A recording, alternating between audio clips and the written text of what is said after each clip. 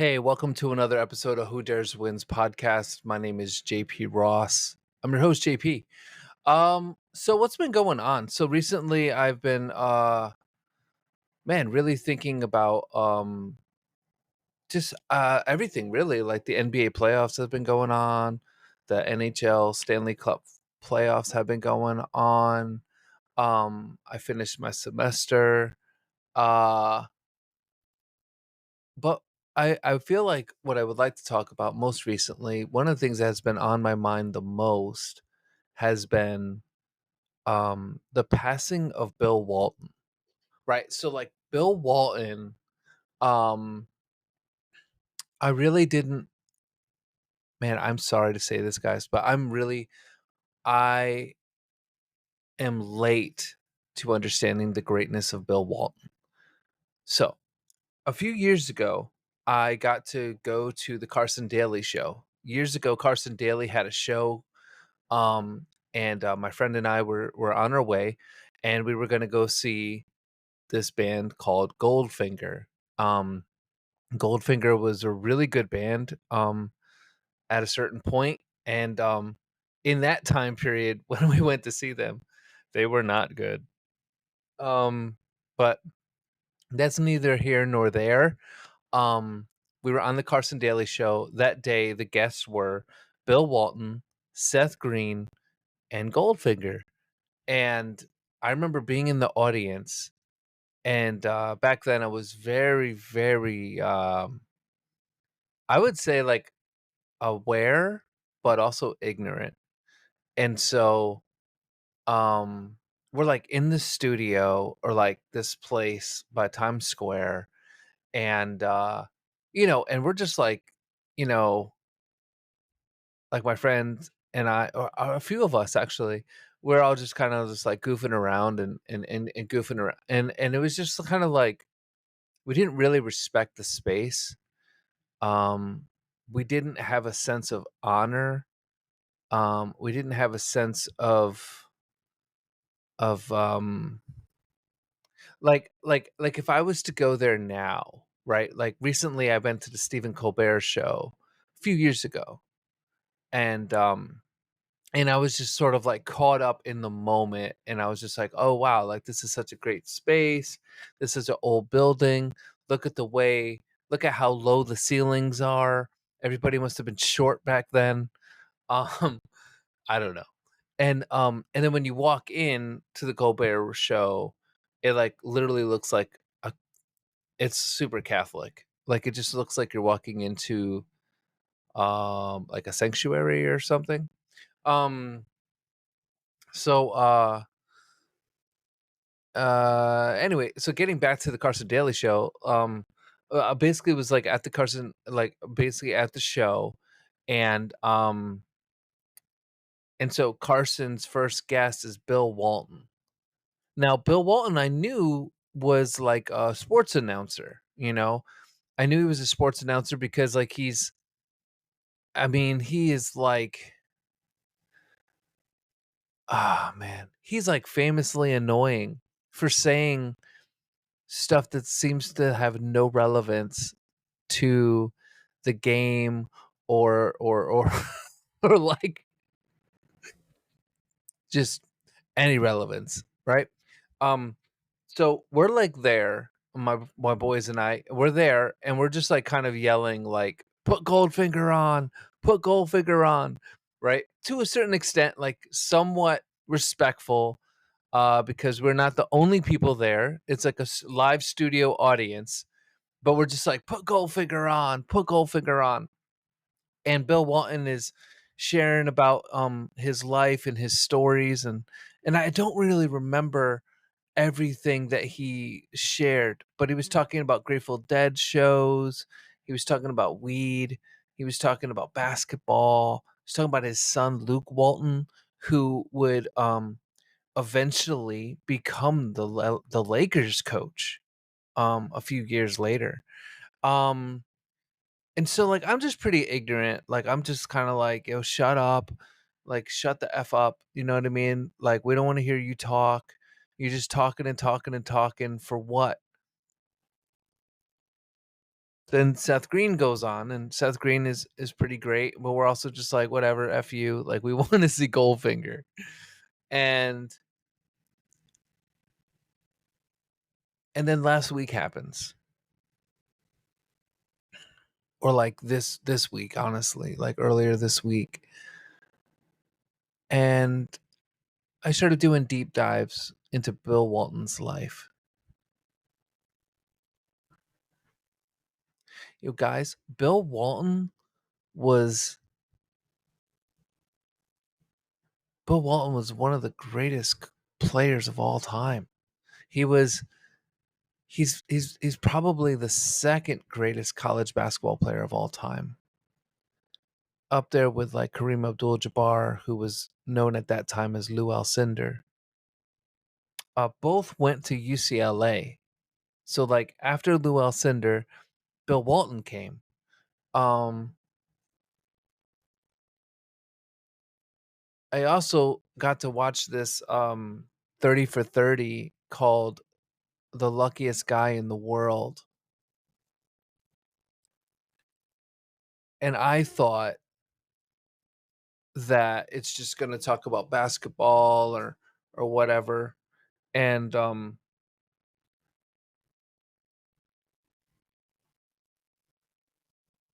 it actually was like Bill Walton just really sharing his gratitude for the life that he's been able to live. And while you watch it, you start to realize, or not even realize, you just become aware. I became aware. One, how ignorant I am. Number two, how I need to be more believing of people. Like, I need to give people the benefit of the doubt. And number three, Bill Walton was one of the best players of all time. And Bill Walton didn't even really get to have a career because he had multiple foot injuries. Multiple. Before he was even a UCLA Bruin, he like hurt his back and hurt his feet or his knees. So he came into college already with a history of injury. And then he's in college and he experiences some injury, but not a lot to keep him out. Then he gets drafted into the NBA by the Portland Trailblazers, who had never won a championship, who had never done anything, had never won more than like 20 games, and has never had more than half of the audience fill the stadium. At that time, whatever stadium they had. And what Bill Walton brought was an energy, an interest in Oregon basketball. Oregon basketball, the Northwest, or like the Pacific Northwest. Um,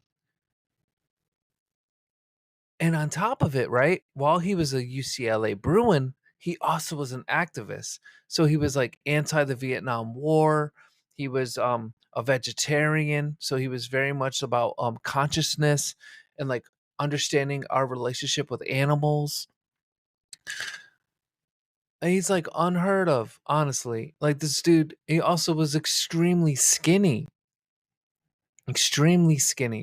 But the numbers he was putting up back then were just unbelievable. 20 points a game, 20 rebounds a game, 8 blocks a game, 5 blocks a game, whatever. Sometimes 8 blocks, like a number of assists. This guy was an incredible ball player because he was for the whole team. He was like a community player, really. I mean, it's just really incredible.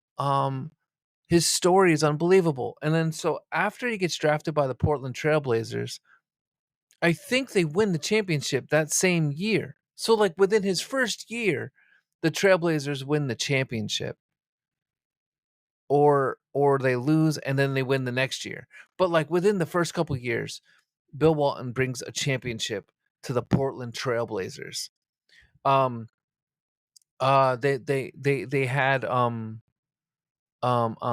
originally they had Lenny Wilkens as their coach, Hall of Famer coach, was a coach of the Knicks at one point.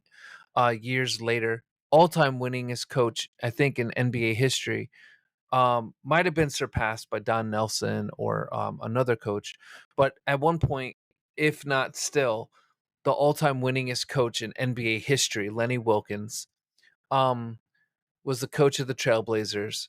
And then for whatever reason, they fired Lenny Wilkens and they got Jack Ramsey.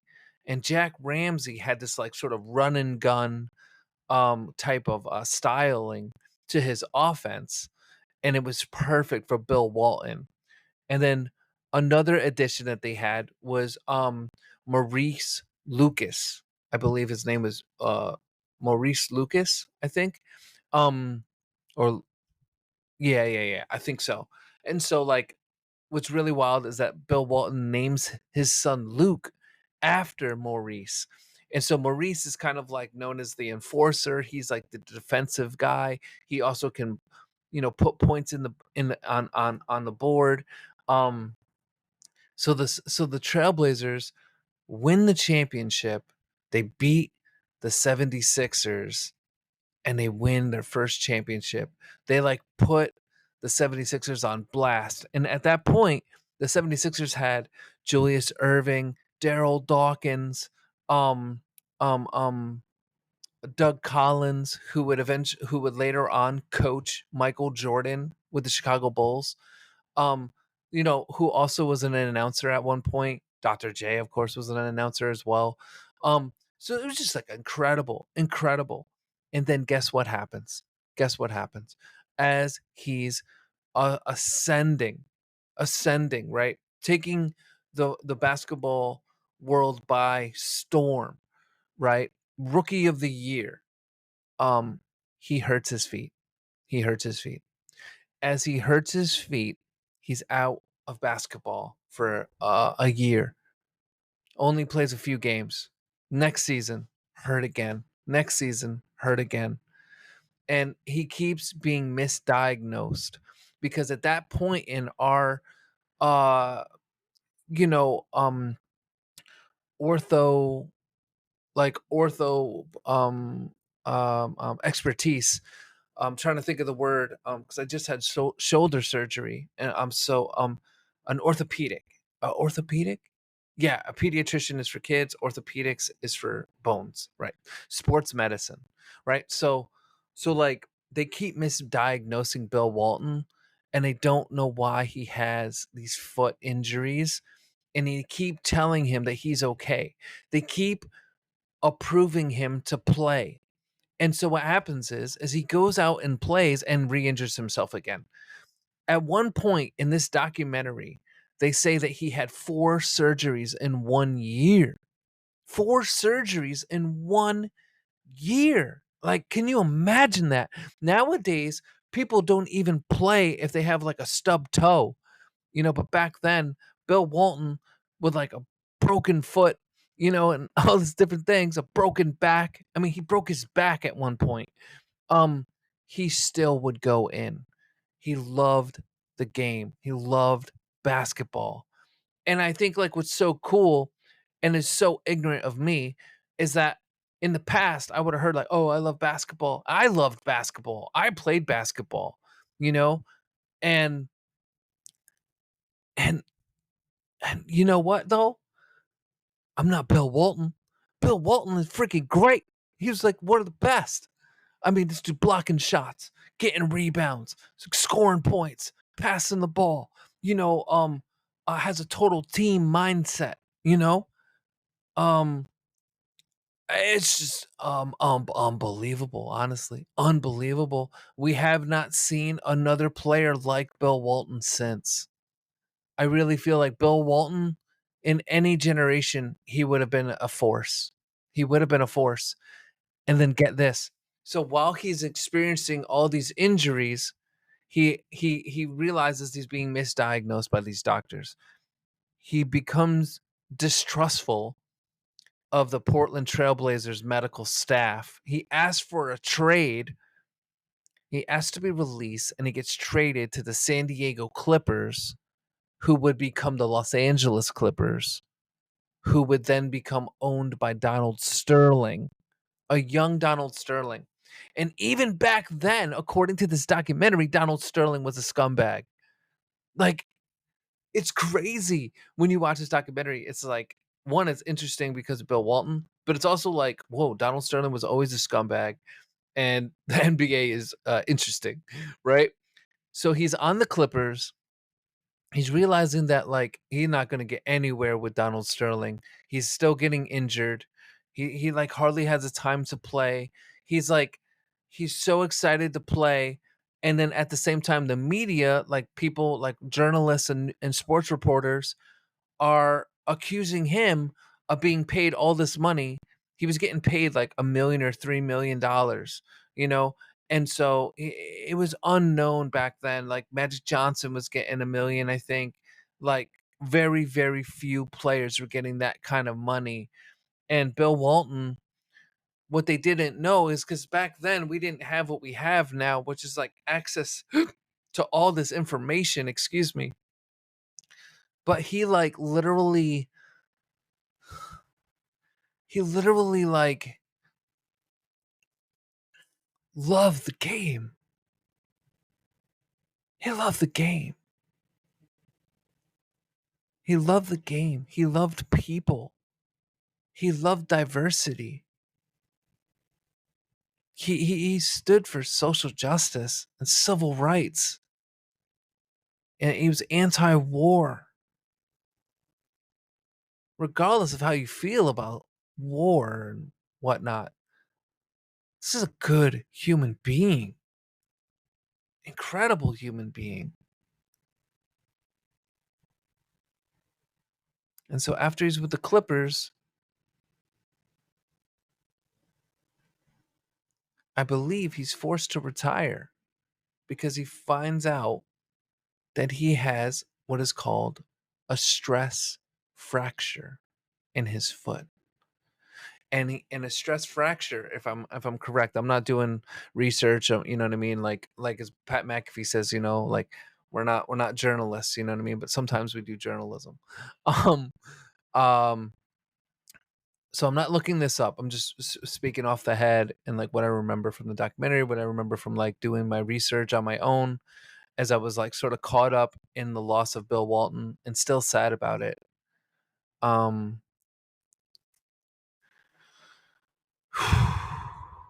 to me, it seems to me that the the wear and tear on your feet, as he also was a tall guy. He's like 6'11". He would say he's 6'11", but he was like 7 foot. And so he's like this 7 foot basketball player. And it's really hard on tall people's feet, tall basketball players specifically, on their feet, to run up and down that court and to play outside of the games. I mean, Bill Walton's been playing since he was a little boy. He loved basketball. He knew that that's what he wanted to do with the rest of his life.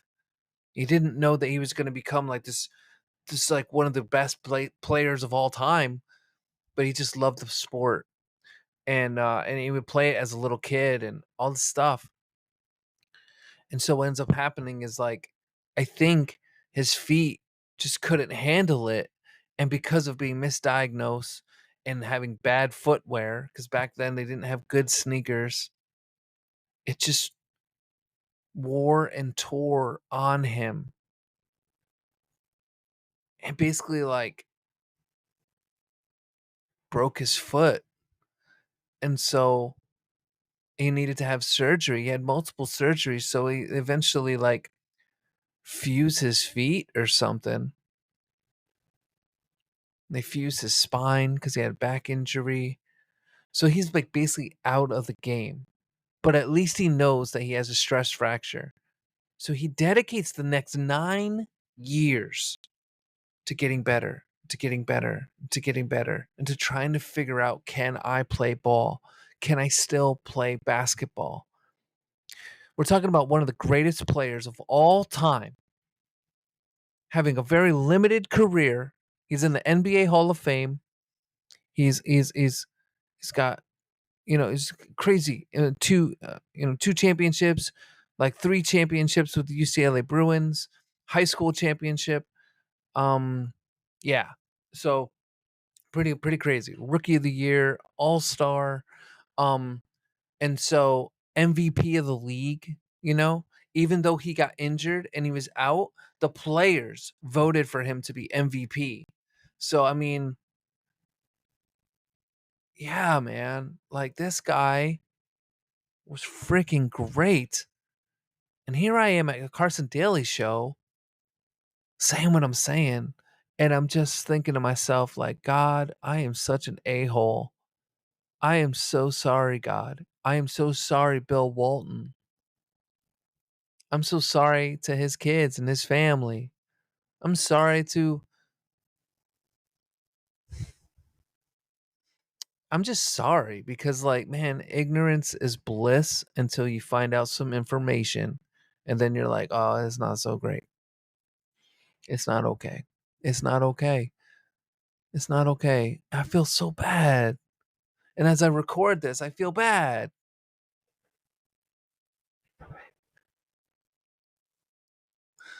But this is what happens. After 9 years of working on himself and trying to figure out his body and constantly being in crutches, constantly his foot being in a cast, he gets cleared to play for the Boston Celtics. He gets he gets he gets this opportunity to be traded out of or released out of his contract from the Clippers. And so he goes to Donald Sterling and he's like, I want out. I want to be traded. And Donald Sterling says to him, I owe you so much money. If you want to leave this contract, you have to sign this new one that releases you from the team, but also relieves you of all the money I owe you. So Bill Walton, in that moment, he's interviewed and he says, "I just wanted to get out of there." He signs the contract and leaves. He gives up all the money they owed him, basically gives up his life savings, everything. After that deal, he almost loses his home. No, not yet, not yet. So there's more. So he gets out of that deal. He goes shopping for a team. He calls Red Auerbach, one of the greatest coaches in basketball history, the Boston Celtics coach at that time, with like a young Larry Bird, Kevin McHale, the Chief Robert Parrish, Danny Ainge, who would become the coach and then like chief operating person of the Boston Celtics, and now it's um um Stevens, the guy Stevens. Who else was on the freaking Celtics? Dennis Johnson. It was like their whole starting five were Hall of Famers. Um, yeah, I mean it's crazy, crazy. And so he's on the phone with Red Auerbach, and Red Auerbach is talking to Larry Bird at the same time. And Red says to Larry, Bill Walton wants to come to the Celtics. And Larry's like, get him, right? Bill Walton comes to the Boston Celtics and wins his second championship after 9 years of not being able to play. After 9 years of not being able to play, after all these injuries, after all of this, comes to the Boston Celtics with his second championship. And on top of that, he doesn't come in as a person who wants to start. He tells Robert Parrish, "Hey, I just want you to know, Chief, that I'm going to be your backup. I'm going to be off the bench. So I'm not coming to take your seat. I'm not coming to take your throne. I'm not coming to oust you. I'm just coming to help you." And Chief Robert Parrish, who at the time says that he didn't really have a lot of say, he just really respected that he asked him. And you know what? Bill Walton went on to become sixth man of the year that season. Sixth man of the year. They win the championship, and Bill Walton's looking forward to coming back for the next season. And guess what happens? He freaking gets a stress fracture in his other foot. Yeah. So now both feet are messed up. Both feet need surgery. And ultimately he can never play basketball again. He's like not able to jump, you know. He needs like certain types of assistance. The conditions need to be a certain type of way. So he's out of basketball. And while he's out of basketball, he starts having bills and like needing to pay things, right? And he's got this home and he's got this house, and every room is like a different musician, and he's allowing people to stay over and all of this cool stuff, man. He's like political activists are staying at his house. You know, his wife is incredible. Um, and then he gets an invitation to become a sportscaster. So he starts doing the sports. So when I see him at the Carson Daly show and he's like doing these games and just talking and talking and talking, this is another thing. Bill Walton was born with a speech impediment. He was a stutterer. He wasn't even a good speaker. This is how much of an a-hole I am. The fact that he can say what he says and talk like he talks and all this stuff and say like random things that seem like they make no sense and take you around this whole circle thing in order to tell you like why this particular player was able to make a layup is actually a miracle of God.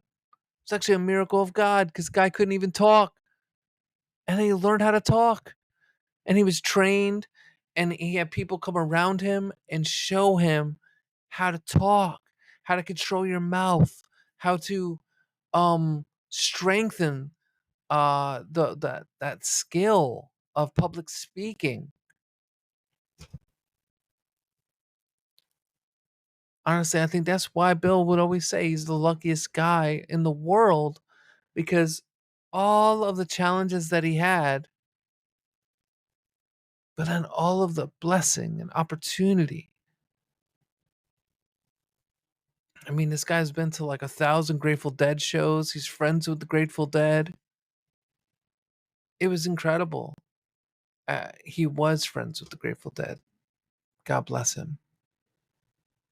And so basically the rest of the film is that, you know, after sportscasting, he hurts himself again, or like injures his spine again, I think. He's no longer able to go on flights. And so he gets fired and he can't do sportscasting anymore. And so once again he's about to lose everything. But then he gets hired to do college broadcasting. And then before he dies,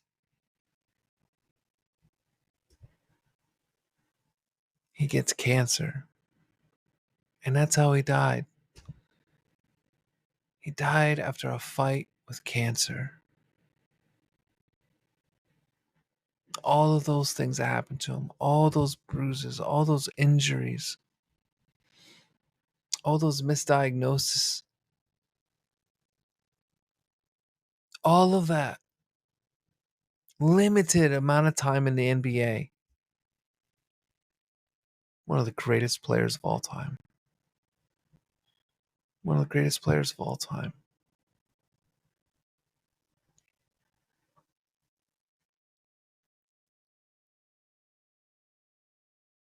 Just makes me so sad. I love basketball. I love basketball. Before my injury, I loved playing basketball, but I didn't really play a lot, you know? And he took it for granted.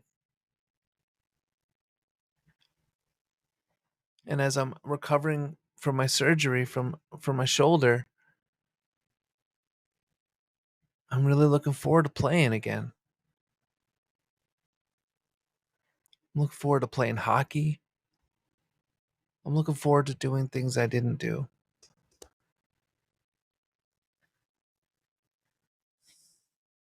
Unlike Bill Walton, I'm in actually good health.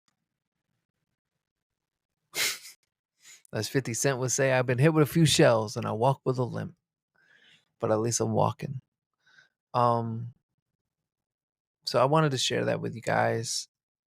Just take some time to really shout out Bill Walton.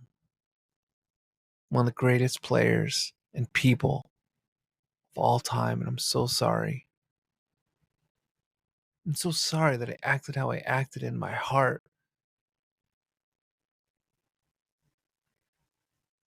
at that Carson Daly show.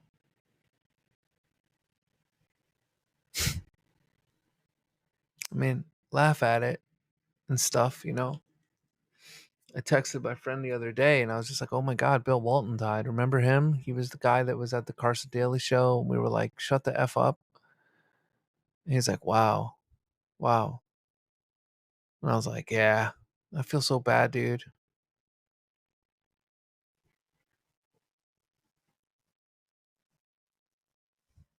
So I don't know what to say. What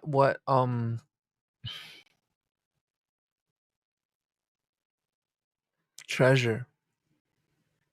Treasure the time you have. Treasure the people that you have in your life. You never know when they're gonna be gone. You never know when you're gonna be gone.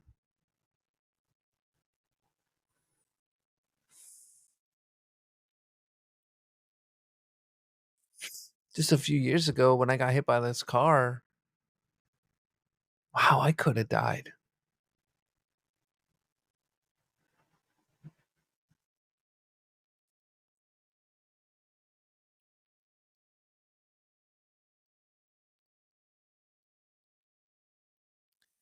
So yeah, so that that's what I wanted to share for today. I wanted to talk about Bill Walton, and I'll be back with some more content for you and talk about the Carmichael show came to a close. I want to give you my response to that.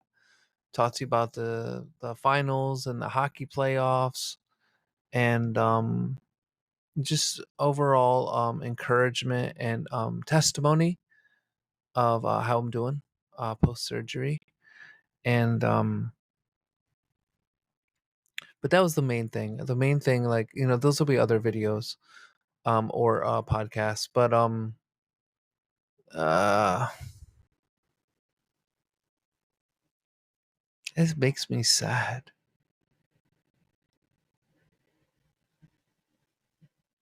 You know, like you learn this stuff. You get information, and it impacts how you feel about a person. It impacts how you.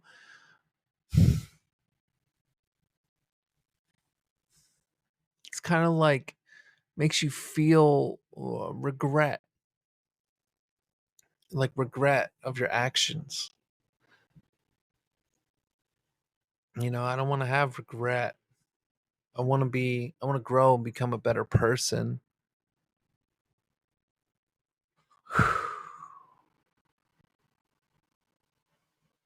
I just honestly had no idea.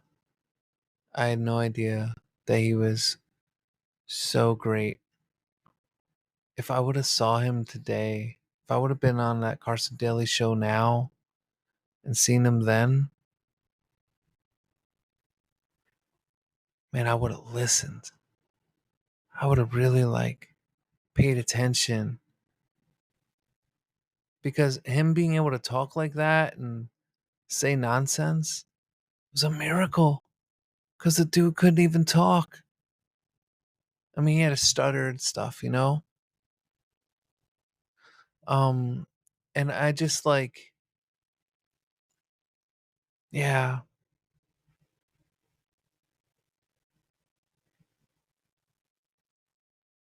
yeah, yeah. So just appreciate those people around you, and yeah, man, you never know. I mean, you learn information and you find out you're like, oh man, I'm an a-hole. Damn, you know, forgive me, God, forgive me, people. I'm sorry for being an a-hole. I'm gonna do better. Just get better. I'm glad that I saw that information though, and I'm glad that I dug deeper. Yeah, he really was. He was a special man, and he made everybody laugh. So Yeah, that's it for today. Thanks so much. I'm JP, and this is the Who Dare Wins podcast. See you around.